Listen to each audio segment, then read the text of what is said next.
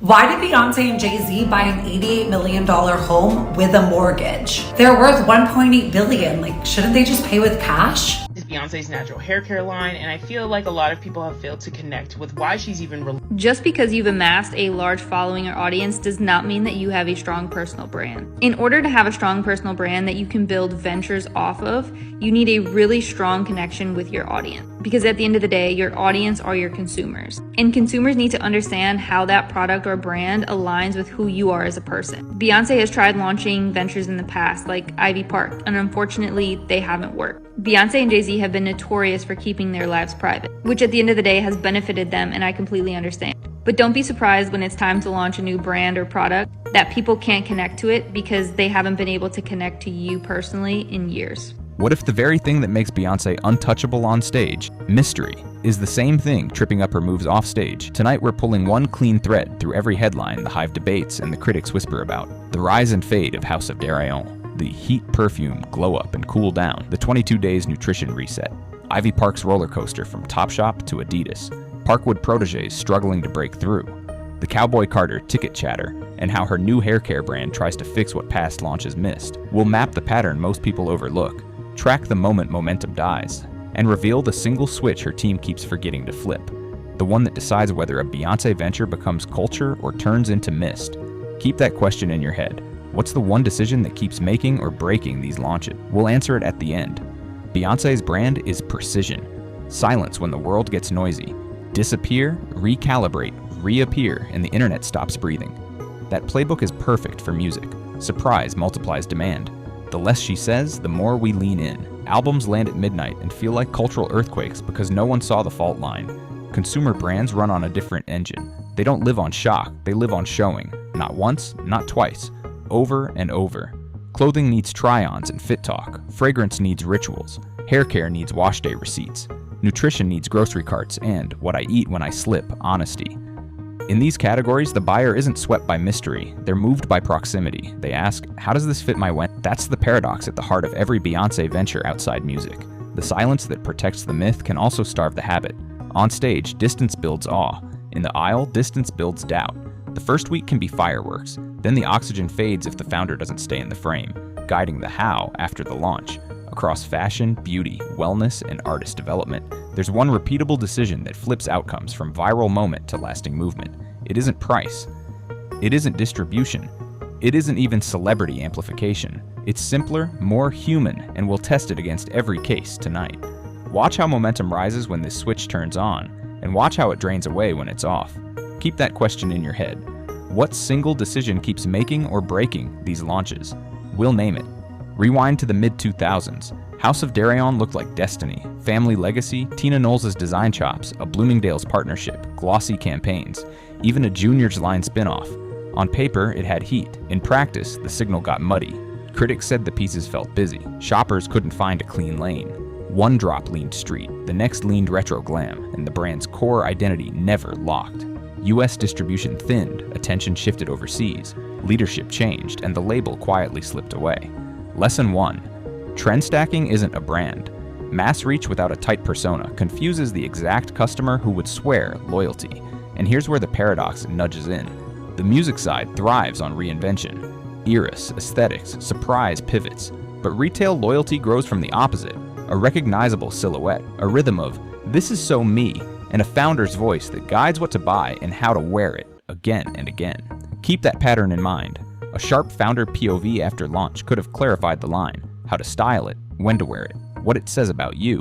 Without that drumbeat, Deréon felt like merch for an idea, not a wardrobe for a person. Fragrance was a different story at first. Heat came in blazing, topping celebrity perfume charts and proving Beyonce's star power could move product. Then the market flooded. New celebrity scents arrived weekly. The story around Heat cooled. Shelves that launched with glass case prestige slowly turned into discount end caps and drugstore placement. Not a scandal, just physics. Without fresh narrative and the founder's face renewing the why, even a hot start loses altitude. 2 key takeaways. First, early velocity doesn't guarantee staying power. Second, in beauty, consumers want proximity. They want to see the founder mist it before a show, stash it in the tour tote, link the scent to a ritual. When that intimacy fades, fragrance becomes a bottle on a shelf instead of a habit in life. Notice the pattern again. The mystery that amplifies the myth on stage can flatten the daily reach for it moment offstage. A brand survives on usage, not aura. The plant-forward push fit the cultural moment. Training clips, clean eating, discipline as a lifestyle. The positioning made sense. But nutrition isn't merch. You're in people's kitchens.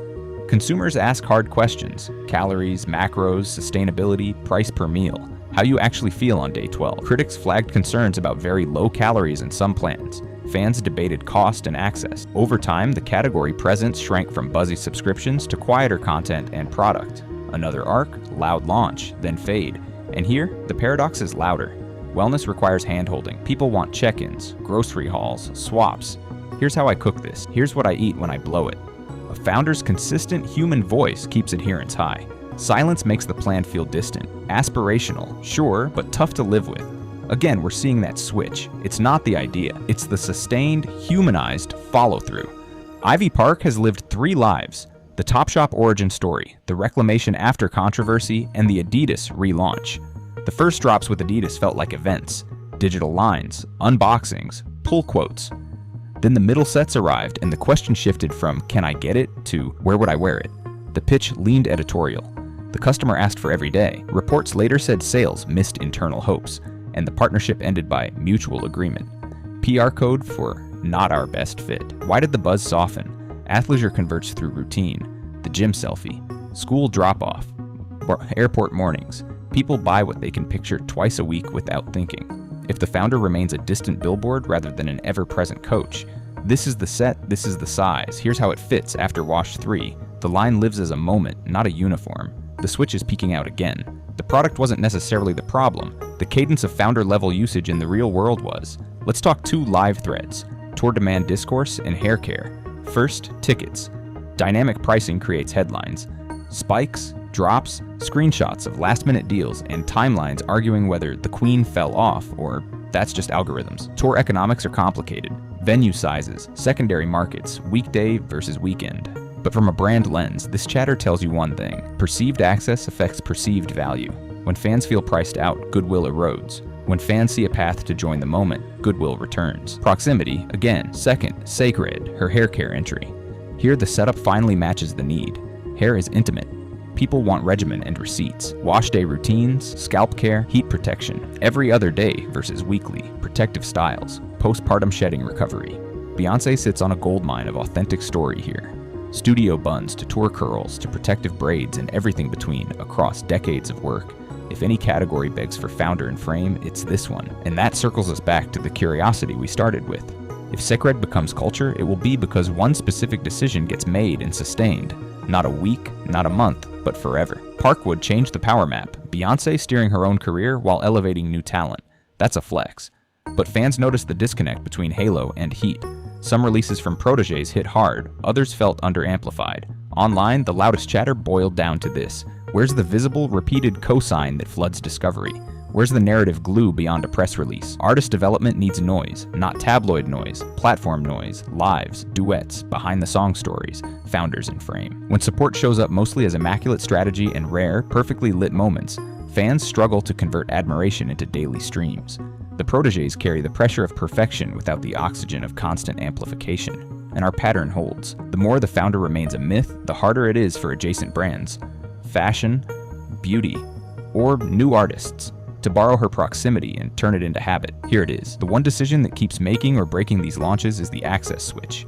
Consistent founder and frame, usage after launch. Not the teaser, not the limited drop, not the celebrity handoff. The daily drumbeat where Beyonce, or a trusted recurring proxy she anoints, shows the product living a normal life again and again until it becomes muscle memory for the audience. When that switch stays off, we get the arc you've seen all night.